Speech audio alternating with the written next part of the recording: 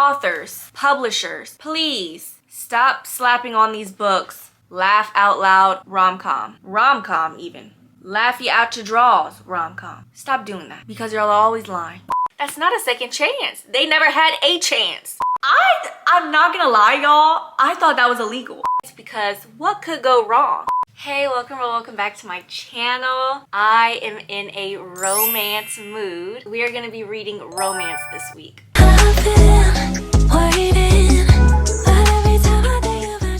I'm sorry about the light. It's cloudy outside. I mean, there's no sun at all. So I need a little bit of light in here. I still haven't found anything, by the way, to cover this, which I'm not gonna lie, I don't care. I'm just saying it so y'all don't be, oh, look at her room. Mind your business.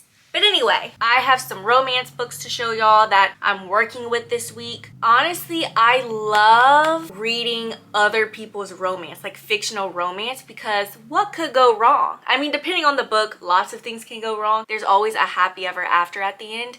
And personally, I just can't see myself dating, period. So I just love to live through these characters. And actually, it's one of the reasons why I read YA romances for so long, because I never got to experience that in high school. I just loved reading it from these fictional characters' point of views. Yesterday I went to the library and I only picked up romance books. Before I mention those, because those are the ones I'm really working with, I do want to show y'all some other books. Mind you, y'all know I normally only talk about 3 books in a video, so I don't know why I'm about to show y'all all of these. 2 weeks ago I had gone to the library or 3 weeks, because I believe they're due this week. I had gotten these. I don't see myself reading these anytime soon, so I'm just gonna mention them quickly. Vampires of El Norte and Love in Bloom. And then I was able to pick up Heated Rivalry. I do have a bookmark in it. I read the prologue. I told myself that I was going to wait to read this on the weekend, and then that way I can finally watch the show. So we'll see. I don't know if I'm gonna talk about this. Now, the books that I did get from the library, I'm gonna start with the bottom, with the ones that I might still read in this video, but it's just not a priority for me, and then obviously build my way up. Starting with the one that I would put at the bottom is A Little Kissing Between Friends. I have read this author before twice and I enjoyed her 2 books. However, the only reason I would put this at the bottom is because I think it's friends to lovers. A lot of these books, again, I don't know nothing about them besides them being romances, but I do know this one is sapphic. Then I would say Sammy Espinosa's Last Review. Something about music, I don't know. And I love the feel of both of these books, by the way. Then I swore up and down that I was never gonna read this author before, is because this author does have a book. It's interracial, of course, but it's a black man and a white woman, and I'm sorry. I'm sorry.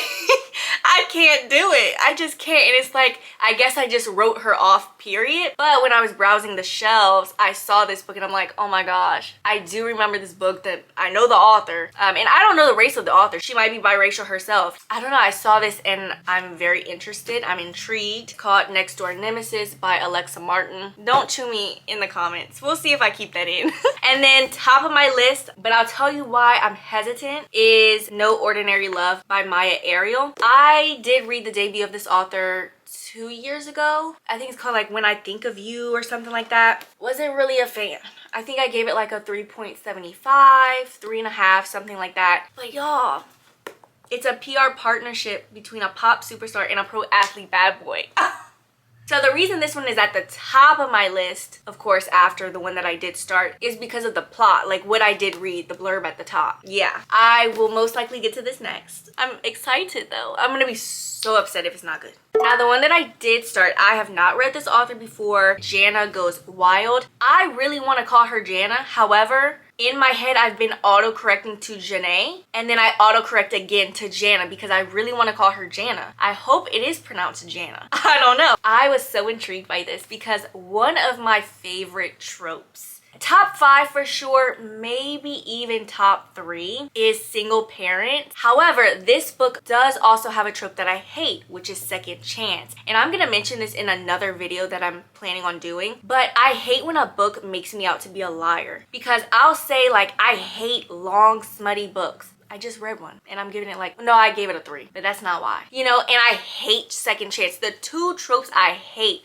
Second Chance, and Friends to Lovers. I would actually say Friends to Lovers is my least favorite. Like, I don't even know if I would put it on my list. Second Chance I also do not like. However, the exception for that is whenever the second chance is between an ex-husband and an ex-wife. Someone that they were married to, or someone that they have a child with. They weren't married, but they did, well, the woman did get pregnant. And I like that because to me, the second chance is always exciting to read because I at least know that the connection, the relationship that they had before was so tight-knit. I mean, you married the person and or you had a child with this person. Now, this one is a little different because they were not married. They did have a child, so it is single parent. They co-parent though. And it was also, it started out as a fling, actually. So they were essentially strangers. But still, I like that kind of second chance. I just do not like, we were boyfriend, girlfriend, we break up, we get a second chance. What?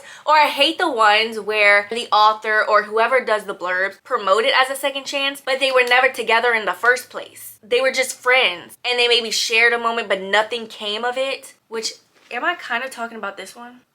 Yeah, but they had a fling though. I'm not talking about a fling. I'm talking about they were friends, but they liked each other. They never get with each other. Something happens and they are apart and then they come back together and it's a second chance. That's not a second chance. They never had a chance. You're giving them a chance now. But anyway, I decided to start this. Jana is not one to let loose. However, 5 years ago, she decides to have a fling. She gets pregnant by said fling. Before she knew that she was pregnant, she actually ended it with Anil, his name is Anil, because I'm not gonna say he lied about something, but he definitely withheld information, very important information. I have a feeling once I continue the book, we're gonna get more from his side about it because it sounds like she just ended it and that was it. Like she didn't want to hear him out or anything. I was definitely taken aback when we find out what the withheld information was. So like, oh, am I supposed to be rooting for this? I'm assuming so. But then she finds out that she's pregnant. They do end up co-parenting. That's the one thing about this book that I'm not really understanding. Well, let me finish the synopsis. Fast forward 5 years,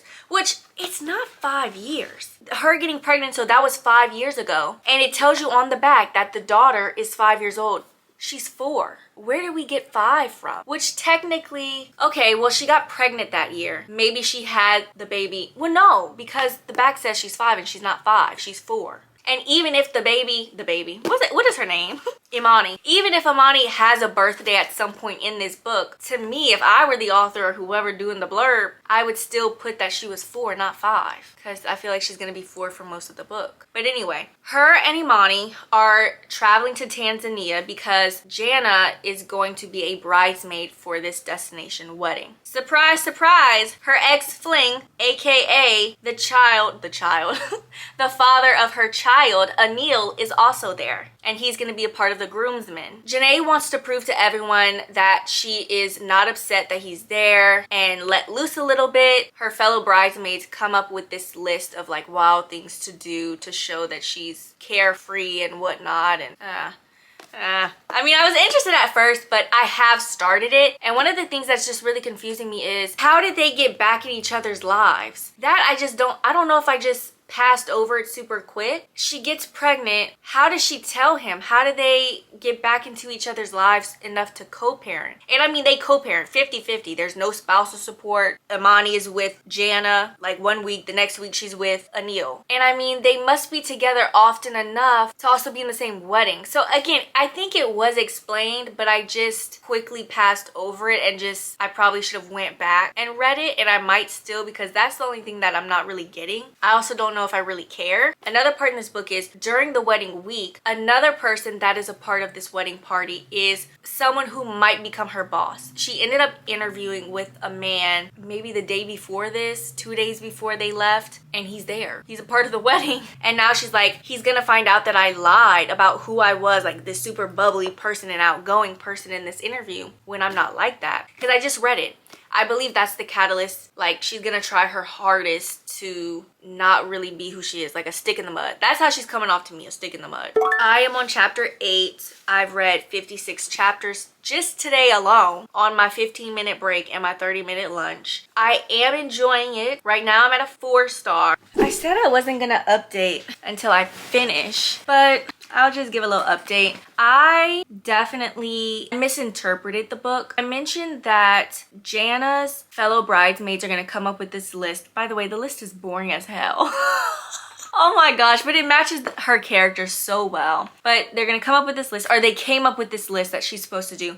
I was under the impression, which dumb anyway, but I was under the impression that this was gonna be a list that she tried to accomplish to prove that she is over Anil. However, it actually turned into something else because I believe I mentioned that her potential new boss is also here. She is in fact using this list instead to prove to this man that she is everything that she interviewed as. Because in real life, she's not really that vibrant and that out there. She, like I said, she comes off like a stick in the mud. There's another part in this book that, to me, I think she's thinking too much into it. Jana's mom has been telling people for years that her and Anil divorced. Girl, they had a fling. They were never together. But she's been lying to people saying that they were married and they divorced before she gave birth. She's freaking out, or she freaked out because I've gotten further in the book. She freaked out because she doesn't want this man to find out. First of all, that's none of his business. And she also doesn't want Anil to find out, which Anil kind of thought that because she can't try and prevent him from talking to everybody. So it's this whole thing, and I'm like, what?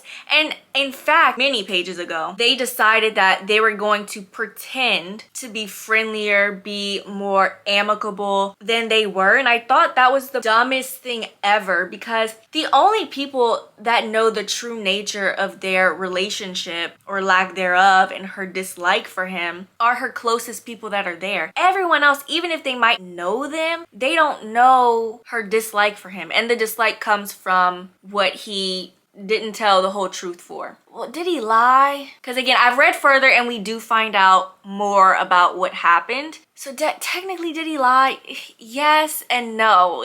I think they've been doing a decent job at pretending anyway. So the fact that they thought this through and then decided to go through with it, I just thought it was the dumbest thing ever. Or it's the dumbest thing ever. Another thing, authors, publishers, please stop slapping on these books laugh out loud rom-com. Rom-com even. Laugh you out your drawers rom-com. Stop doing that because y'all are always lying. I've definitely kikied a little bit. I've haha, you know. Of course, it's something that Jana and Anil's daughter Imani has done. But to say that this is, I'm gonna say it, a laugh out loud rom-com with tons of heart about family, friends, and fresh starts. The only thing that's correct on here is family, friends, and fresh starts. Everything else is a lie. We have a lot to discuss, so let's get started. I was able to finish... Sorry. Jana Goes Wild. This ultimately just was not the romance that I was looking for. Yeah, it had a romance, but it also focused... This is a contemporary romance, so there's not just the romance, there's other stuff. I kind of think about contemporary romance as the same as a coming of age young adult romance. Jana's not coming of age technically, but she is maybe gonna be changing something about herself or just digging a little deeper, and we also got a huge part of that, and that's just not what I was looking for. I thought Jana was boring. I do have an example. She kept repeating that she knows people knows that she's boring and yada yada yada. I'm like, we get it. But she's in the middle of knocking something off of her boring list, and she ends up telling this man, oh no, I am definitely enjoying myself. This place and the hospitality are amazing. She looked over at the wedding party. I'm just not someone anyone would describe as fun. This is just when I finally caught it and told myself, let me write down this page so I can tell y'all. This is page 219. This much left by this point. I can't tell you how many times she's made that kind of comment within the other 218 pages. And it was just very annoying. Deep down, because I also did a lot of self-reflecting, I'm wondering if I'm also not a fan of her because I kind of see myself in her. I hope no one would describe me as this, but I am someone that is shy, even though I might not seem it on camera. But in person, I'm a scaredy cat. I'm not a conversationalist. I love, wait, I think that's the part yes. Okay, let me read this. For the first time in probably Jana's whole life, she felt a bit of FOMO, fear of missing out about a social situation. She wanted to be there with the others, maybe not to join in the conversation, but to witness it. She wanted to be with them all. When they finally get to one of their locations, she immediately goes to her room and she's by herself, but she kind of does want to be with other people, and that is 100% me. So I feel like I am hating because I see myself in her, and I don't like that. I don't like being this way. But let's stop there before I get emotional. I believe she's 30. Honestly, she gets older than 30. I don't know how to explain it, but the way that the kids today are saying, oh my gosh, like 25 plus, that's unk in them or whatever. The way that I imagine, because I know 25 is not old, I know 26 is not old, 35 is not old, but the way I imagine kids specifically thinking about 30, that's how she's reading to me. The book starts off 5 years earlier, and I'm pretty sure she's 25. And he is older because at some point in the present, they do mention that he's 38. I've read so much, I could be mixing it up. But she came off older than 30, except at the end when things were kind of going a little haywire. I was like, she's definitely giving young, which again, 30 is young. Yeah, but I would expect someone to act a little more mature. She was just giving younger than 30. Honestly, than 25. The way she was acting, it was giving early 20s. And I'm like, why are we acting like this? The drama, there is drama. I wasn't totally expecting it. And just when that first part of the drama subsides, we get more. And that did make it a little interesting, which is why I'm giving it a 3.5. It most likely would have been a 3, but then that drama starts to hit, that conflict. And then just when you think, again, it's coming to a conclusion, which I knew there was going to be something else because we still had a good like 30 pages left or 40 pages. We get something else. I'm like, oh my gosh. So the way the book is written, the author doesn't provide some of the information up front, which is why in another part of this video, I said I was so confused on how they ended up co-parenting. But it's because we don't get all of that information up front. She waits to give us that information, and I just needed to be patient. But we do end up finding out the co-parenting situation, how they got back into each other's lives. I thought I was going crazy. Also, what really happened on their breakup or whatever. Lastly, I believe that the nature of the book made it feel repetitive, meaning the book takes place during this 2-week-long destination wedding, and it definitely got repetitive. I believe they went to 3 different, I don't want to say venues, but like 3 different places in Tanzania where they were kind of cohabitating with some of the wildlife and the animals, and the way that the animals were described, I'm like, let me guess, they saw an elephant, you know, like they were seeing the same animals, they were eating the same food. And Jana at some point does say, I believe when they were at their second location, that, you know, the food, it's fine, but we've been eating the same thing at all of these places. And then I noticed, I believe after she made that comment, the author herself stopped talking about the food because it was getting a bit repetitive. Overall, it was not bad, even though I feel like I've dogged this book out. I did like Anil and Jana together. I just wanted more romance. The next day, after I finished this, I ended up reading No Ordinary Love. I finished it in 2 days. Look, my notes.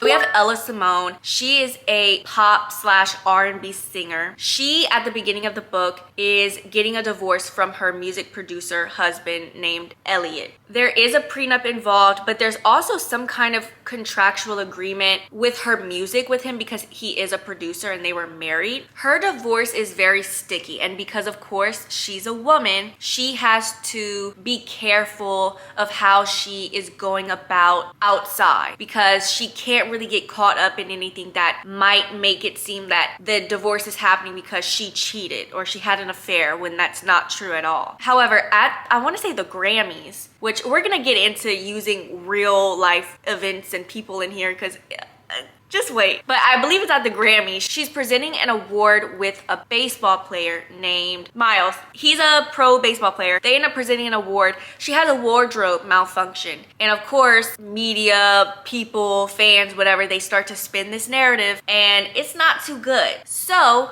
Ella's lawyer comes up with some kind of PR partnership with Miles so that they make it seem that they're not together, they've been working together. It's a working relationship. And then of course, a romance brews. This as well was not something I was looking for. I think this book had more romance. I'm giving this a 2 star. honestly. I don't think this author is for me. However, I'm a part of somebody's program, influencer program. And I did sign up to get this author's newest book that's coming out this year. Ciao. Hopefully I like it. Well, that's if I get it. But anyway, this also was not something I was looking for. It really wasn't a romance. At first, I couldn't pinpoint exactly what it was I wasn't liking. It's a slow burn. When I tell you some of my least favorite tropes, workplace, second chance, friends to lovers, and slow burn. I couldn't tell you the last time I even thought about slow burn because I don't read it. All of the books I read, if the romance isn't fast, it's, you know, a normal pacing. And this was very slow. To be fair, I don't think the plot really allowed for Miles and Ella to be touchy-feely until way later in the book because of them trying to control the narrative, because she did not have an affair. She did not cheat to cause this divorce. But when we do finally get the romance, halfway, I think a little more than halfway throughout the book, there just wasn't enough interaction between them before where it's like when that night happened, I was like, oh my gosh, yes, like finally. I was saying finally, but because hopefully it's gonna speed up a little more after that, I wasn't really anticipating it yet. I was kind of like, oh,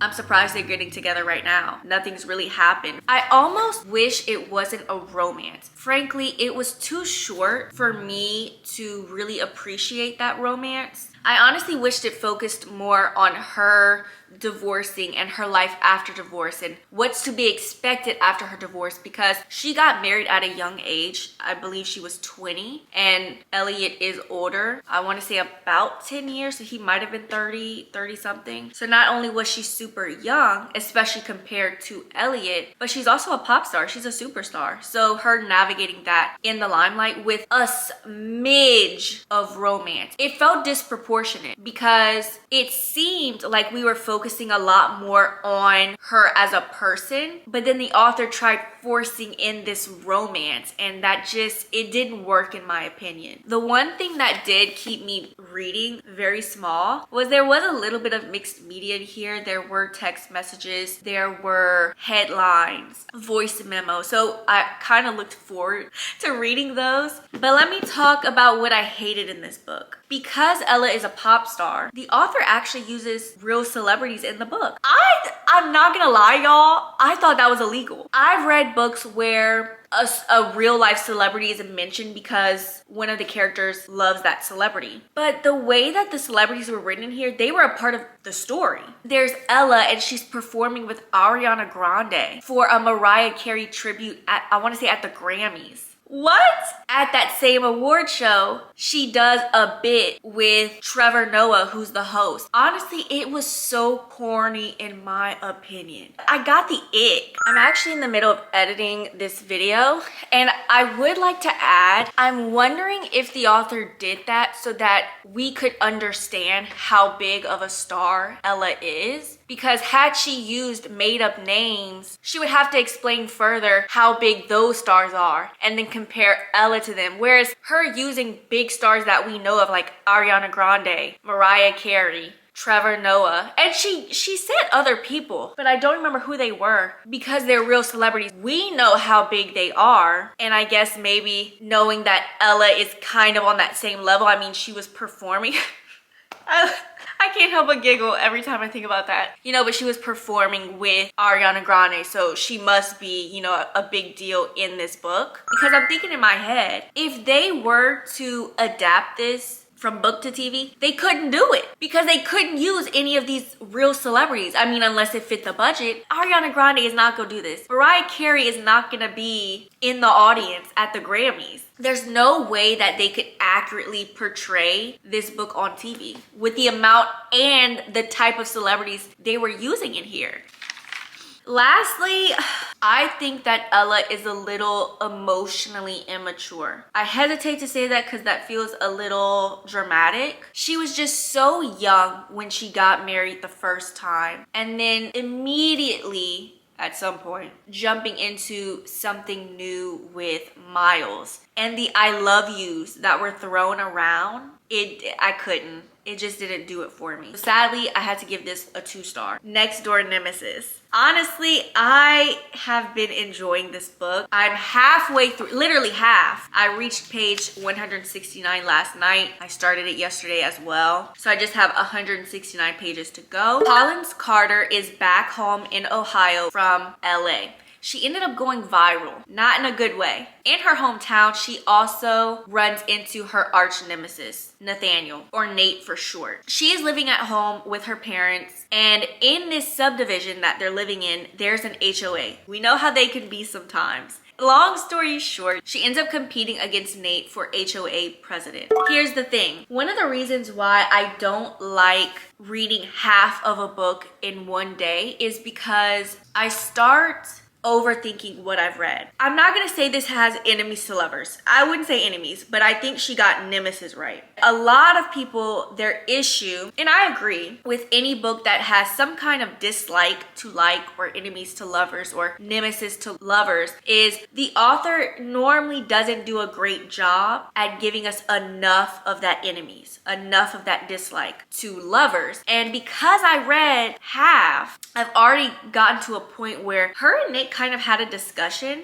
and I was thinking, oh, I feel like this is so early, but I'd already read half. And something ends up happening and I'm like, okay, no, she's going back to how things were. So I think it's fine for now. This book on the back does say steamy romantic comedy. I haven't gotten to any steaminess yet. I am kind of anticipating it. I don't know how much of it I'm gonna want to skim. Is it full on details or is it like a Fade to Black or Closed Door? I'm not sure. Romantic comedy though, it is funny. There's actually another character in here named Ruby, Colin's best friend. Ruby does not like men. She's a lawyer, a divorce lawyer actually. There are 2 scenes where Ruby gets kind of snippy. I want to say his name is Luke, who is her assistant. And there's a scene where Ruby's on the phone with Collins, and Collins is also with this girl named Ashley who lives in the neighborhood as well. And they can hear Ruby. And Ruby's telling Luke, like, the whole point of taking notes is that when you take the note, you come to me and tell me. You can't just not tell me anything. You can't just write it down and then,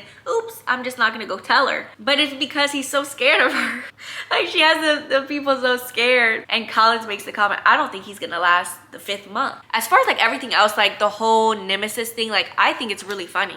Don't mind me, I'm getting a pimple patch. I'm in the middle of the first spicy, steamy scene. I hate when a book makes me out to be a liar because I talk a lot about what I don't like, and then I also talk about books that I like, and then somehow I find an exception. The video that I'm working on for this week, I actually took it out because I'm like, oh my gosh, like I'm calling myself a liar because I can't tell you how many times I've read a traditionally published romance physical book that I always complain about the spice. I always say, well, I actually don't want spice in it. I skim over it anyway. And I also say that there's something about traditionally published romance books that always read the same. There's this imaginary rubric and they tick off all these boxes. What are some of these boxes? I don't know. However, I'm finally realizing what it is. You see? I'm finally realizing what it is. There's something about trad published romance books that are very polished. And you can see it a lot in their spicy scenes. As an avid spicy reader, okay, I reads it all. I read the smut, the spice, the sex, I read it. And one of the reasons why I don't enjoy it as much in physical books that are trad published and I skim over it is because it's boring. It's very polished, and whenever I think about the ones that I've read by indie authors on KU, they go there. Very raunchy. A lot of the descriptions that they create, it's raunchy, it's smutty, and it's like, okay, I'm sad. Whereas with these, But the reason why I bring it up is because I'm actually kind of enjoying... There's a gnat in here or something. The reason why I bring it up is because I am enjoying the scene that we're getting. Threw me off, of course, because I'm like, now...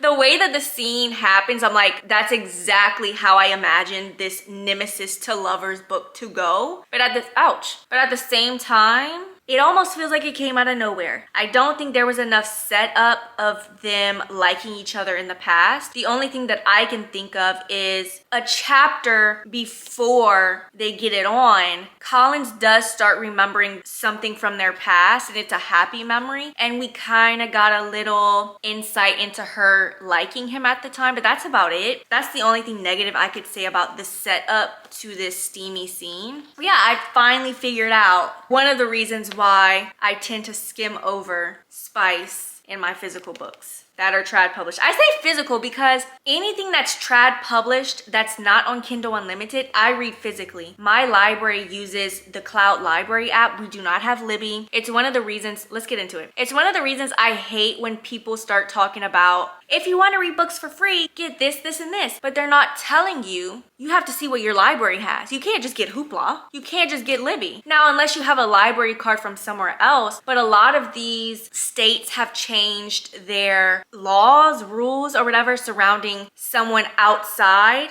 getting a library card. So Louisiana, there's now a $50 fee. If I want to get a library card from Baton Rouge, from New Orleans, from New Iberia even, I don't even know if they have a library, from Mamu, I would have to pay $50 a year. I mean, that's not bad, but I want it for free. I want it for free. I've never had Hoopla. We used to have Libby. My library only does one app per thing. So we don't have multiple apps for ebooks and audiobooks. We have one. We have Cloud Library. We have one for learning, which is the Udemy app, UDEMY app. We have one for language, which is the Mango app. I think we have the TV one, Kayak, Cancun, something with a Canopy. I think it's Canopy. We have that. I say all that to say Cloud Library doesn't have some kind of contract or something with Amazon, so you cannot read your ebooks from there on your Kindle. They specify a Kindle Paperwhite, but it's any of the Kindles. Unless you have like one of those Fire ones where you have access to download apps,